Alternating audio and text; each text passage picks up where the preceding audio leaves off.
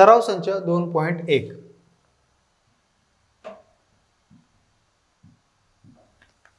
बघा पहिल्या प्रश्नात काय म्हटले, खालीलपैकी कोणत्या परिमेय संख्यांचे दशांश रूप खंडित असेल आणि कोणत्या संख्यांचे दशांश रूप अखंड आवर्ती असेल ते लिहा। बघा तुम्हाला काय करायचं मित्रांनो, दिलेल्या संख्या p/q स्वरूपात आहेत, त्यांचं दशांश रूप तुम्हाला शोधायचंय आणि त्यानंतर बघायचंय की कोणतं खंडित आहे आणि कोणतं अखंडित आहे। बघा पहिलं दिलेलं आहे 13/5।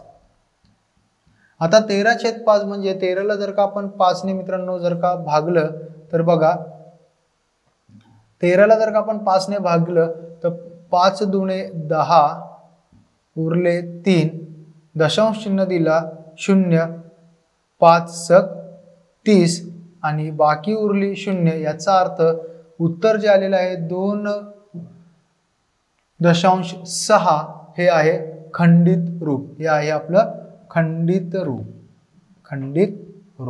बघा काय केलं मित्रांनो, आपण 13/5 मध्ये 13ला जर का आपण 5 ने भागलं तर उत्तर आलं 2.6, कारण बाकी आलेली आहे 0। जिथे तुमची बाकी 0 येईल तिथे तुमचा भागाकार थांबेल, तो थांबला म्हणजे तो खंड झाला। मग जेवढं उत्तर आलेलं असेल ते असेल त्याचं खंडित रूप, म्हणजे 13/5 येणार आहे 2.6, ते झालेलं आहे खंडित रूप। दुसरं बघूया उदाहरण 2/11। आता जर का मित्रांनो आपण 2ला जर का 11 ने भागलं तर 11 ने 2ला भागताना सुरुवातीला भाग जात नाही म्हणून आपण 0चा भाग दिला, 2 मधून 0 गेले 2 आणि आता दशांश चिन्ह देऊन घेतला 0 झाले 20। आता तुम्ही जर का भाग दिला तर 11 एके 11, 11 दुणे 22 म्हणजे 11 एके 11 उरले 9, दशांश चिन्ह दिलेलं आहे आपण त्यामुळे आपण 0 घेतला, 90 झाले, 11 8 88 उरले 2, दशांश चिन्ह दिलेलं आहे झाले 20, पुन्हा एकदा 11 एके 11 उरले 9 झाले 90, परत 11 8 88 परत उरले 2, म्हणजे हा जो भागाकार आहे मित्रांनो 1 8 1 8, पुन्हा एकदा 11 एके 11 नंतर परत 11 8 88, म्हणजे हा भागाकार आपला सारखा चालू राहणार आहे, बाकी आपल्याला 0 मिळणार नाही। याचा अर्थ हे जे स्वरूप आहे 0.181818 हे सारखेच जाणार आहे आणि त्यामुळे ते झालेलं आहे आपलं अखंडित आवर्ती रूप। आणि अखंडित आवर्तीमध्ये आपल्याला दोन संख्या भेटल्यात 1 आणि 8। 1 आणि 8 ह्या आपल्या आहेत आवर्ती, 1 8 1 8 1 8 सारखे सारखे येणार आहेत, म्हणून 1 आणि 8च्या वरती आपण रेष दिलेली आहे आणि हे झालं आपलं अखंडित आवर्ती रूप। हे झालं आपलं अखंडित आवर्ती रूप। याच पद्धतीने मित्रांनो तुम्हाला तिसरं गणित, चौथं गणित आणि पाचवं गणित सोडवायचं आहे। तिसऱ्यामध्ये 29/16 आहे, 29ला 16 ने भाग द्या, बघा कोणती संख्या खंडित येते का अखंडित। त्याच पद्धतीने 17/125 आहे आणि 11/6 आहेत। पुन्हा एकदा बघायचंय की त्यातले खंडित कोणतं आणि अखंडित कोणतं आहे। त्यानंतर बघा मित्रांनो प्रश्न क्रमांक 2 की ज्याच्यामध्ये त्यांनी म्हटलंय की खालील परिमेय संख्या दशांश रूपात लिहा। दिलेली संख्या आहे p/q स्वरूपात, ती आपल्याला दशांश स्वरूपात लिहायची आहे। तर बघा आपण तिसरं गणित घेऊया। पहिल्या गणितामध्ये आहे तुमच्याकडे 127/200। 200 ने तुम्ही 127ला मित्रांनो तुम्हाला भागायचं आहे आणि त्यानंतर तुम्हाला काय करायचंय तर ते येणार उत्तर लिहायचंय, ठीक आहे। त्यानंतर 25/99 आहे, 23/7 आहे, आपण 23/7 करून बघूया म्हणजे तुम्हाला कल्पना येईल की आपल्याला कशा पद्धतीने सोडवायचं आहे। जर का आपल्याकडे दिलेली संख्या आहे 23/7 म्हणजेच तुम्ही 7 ने 23ला भागणार आहात, 7 एके 7 7 2 14 7 त्रिक 21, 23 मधून 21 गेले उरले 2, दशांश चिन्ह दिल्यामुळे घेतला 0, 20 झाले, पुन्हा एकदा 7 एके 7 2 14, 20 मधून 14 गेले मित्रांनो उरले 6, दशांश चिन्ह दिलेले आहे 0 घेऊ शकतो, 6 वरती 0 घेतल्यावर झाले 60, त्यानंतर 7 8 56 उरले 4, 0 घेतला 40, त्यानंतर 7 5 35 उरले 5, 0 50, 7 7 49 उरला 1, 0 झाले 10, 10 झाले, त्यानंतर पुन्हा एकदा 7 एके 7 उरले 3 झाले 30, त्यानंतर 7 चोक 28 उरले 2 शून्य आणि पुन्हा 7 दुने 14. म्हणजे हा जो क्रम आहे 2 8 5 7 1 4 पुन्हा येणार मित्रांनो 2 8 तोच क्रम जो आहे तो आपला येणार आहे, कारण 20 आले होते, 7 दुने 14 केले उरले 6, शून्य घेतल्यावर झाले 60. मग पुन्हा एकदा येणार 7 8 56, पुन्हा 5 7 1 4. तर हे झालं त्याचं दशांश स्वरूपातील रूप आणि हे सारखं येत जाणार आहे. त्यामुळे 23/7 जर का दशांश स्वरूपातील रूप बघितलं तर 3.285714 आणि त्याच्यावरती आवर्त हे असणार आहे त्याचं दशांश स्वरूपातील रूप. दुसरं बघा 4/5 म्हटलेलं आहे त्यांनी. 4/5 जर का घेतलं तर 5 ने 4 ला भाग जात नाही, भाग गेला शून्याचा, 40 झाले मित्रांनो. दशांश चिन्ह दिल्यामुळे झाले 40 आणि 5 8 40 म्हणजे 0.8 किंवा 0.8 हे झालं 4/5 दशांश स्वरूपातील रूप. तर बघा मित्रांनो, आपण प्रश्न क्रमांक 1 मध्ये आपण बघितले कोणतं रूप खंडित आहे, कोणतं अखंडित आहे. प्रश्न क्रमांक 2 मधले आपण दोन गणित बघितले 23/7 आणि 4/5.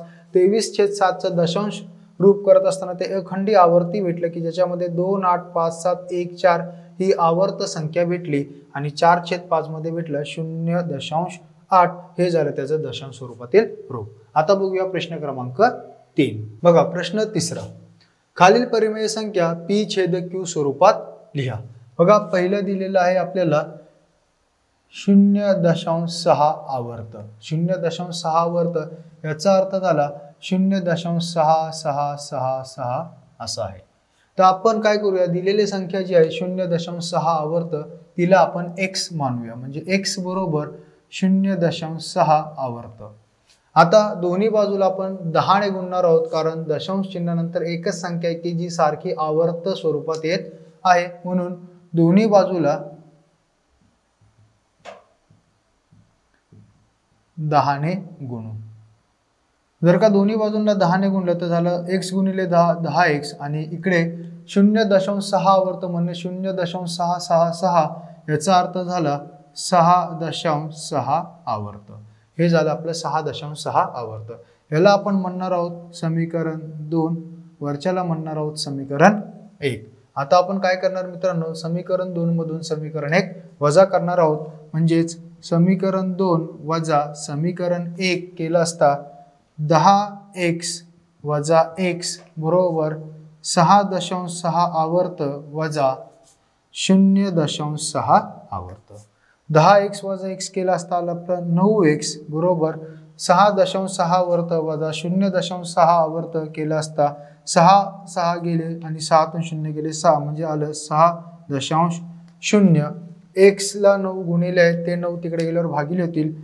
x बरोबर 6/9 म्हणजेच 3 ने भाग गेला असता 3 दुने 6 3 त्रिक 9. उत्तर आलं आपलं 2/3. बघा मित्रांनो, आपलं उत्तर आलेलं आहे 2/3 आणि हे झालं आपलं p/q स्वरूपातील उत्तर. दिलेली संख्या होती 0.6 आवर्त, त्याला आपण p/q स्वरूपात घेतलं असता उत्तर आलेलं आहे आपलं 2/3. त्याच पद्धतीने दुसरं आहे 0.37. त्याच्यामध्ये 37 ही आवर्त संख्या आहे. 37 म्हणजे 3 आणि 7 आले म्हणजे तिथे तुम्हाला 100 ने गुणायचं आहे. तिसरं गणित बघा 3.17. आपण तिसरं एक गणित सोडूया मित्रांनो. 3.17 आवर्त याचा अर्थ काय, 3.17 आणि ते खूप वेळा, याचा अर्थ झाला 3.17 आवर्त. तर दिलेल्या संख्येला आपण सुरुवातीला x मानूया. x बरोबर 3.17 आवर्त. आता दशांश चिन्हानंतर दोन संख्या आवर्त आहेत म्हणून आपण इथे 100 ने गुणणार आहोत. 100 ने दोन्ही बाजूस गुणू. दोन्ही बाजूस गुणले. जर का आपण 100 ने दोन्ही बाजूला गुणलं तर इकडे आले आपले 100x बरोबर इकडे तुम्ही 3.17 आवर्त म्हणजे 3.17 त्याला जर का तुम्ही 100 ने गुणलं तर संख्या येईल 317.17 आवर्त. आणि हे झालं तुमचं समीकरण 2 की जे तुम्ही 100 ने गुणलं हे होतं पहिलं समीकरण 1. पुन्हा एकदा समीकरण 2 वजा समीकरण 1 म्हणजे समीकरण 2 वजा समीकरण 1 केलं असता आपण 100x वजा x बरोबर 317.17 आवर्त वजा 3.17 आवर्त.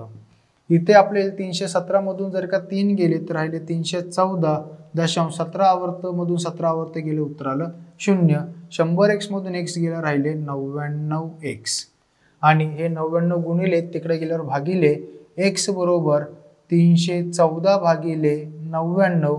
इथे याला पुन्हा जर का संक्षिप्त करता आलं तर करू शकता, नाही केलं तरी चालेल आणि हे आलं आपलं p/q स्वरूपातील उत्तर 314/99 आणि हे झालं आपलं 3.17 आवर्तचं p/q स्वरूपातील उत्तर. याच पद्धतीने तुम्हाला चौथं गणित आणि पाचवं गणित सुद्धा करायचंय. चौथं आहे 15.89 आवर्त. 89 आहे म्हणजे 8 आणि 9 संख्या आहेत, तर चौथ्या गणितात तुम्ही दोन्ही बाजूला 100 ने गुणणार आहात आणि जे पाचवं गणित आहे त्यामध्ये आहे 2.514 आवर्त म्हणजे 3 संख्या आवर्त आहेत म्हणजे तिथे तुम्ही 1000 ने गुणणार आहात आणि याच पद्धतीने करणार आहात. तर इथे मित्रांनो आपला सराव संच 2.1 संपतो.